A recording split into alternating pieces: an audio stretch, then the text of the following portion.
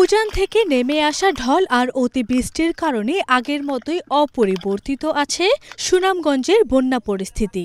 বন্যা কবলিত এলাকাগুলোতে এখনও বৃষ্টি থামেনি, তবে সিলেটের পরিস্থিতি কিছুটা ভালোর দিকে। পানি উন্নয়ন বোর্ড জানিয়েছে 10টি নদীর পানি বিপদসীমার উপর দিয়ে বইছে।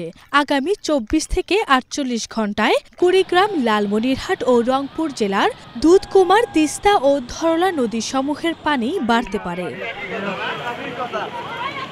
এদিকে বেড়েই চলেছে হাওরের পানি, ফলে পরিস্থিতি অবনতির শঙ্কায় রয়েছেন হাওর এলাকাগুলো। তাহিরপুরের সাথে শহরের সড়ক যোগাযোগ এখনও বিচ্ছিন্ন। প্রশাসনের তথ্য মতে প্রাণ বাঁচাতে ইতোমধ্যে সরকারি বেসরকারি 541টি আশ্রয় কেন্দ্রে আশ্রয় নিয়েছেন 18,000 মানুষ।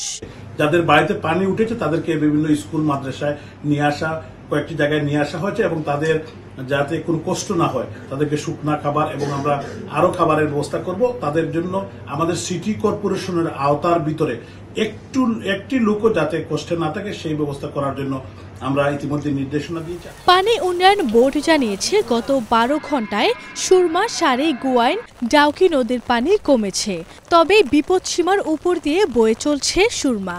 এই অঞ্চলেও মানবেতর জীবনযাপন করছেন লাখ লাখ বানভাসী মানুষ।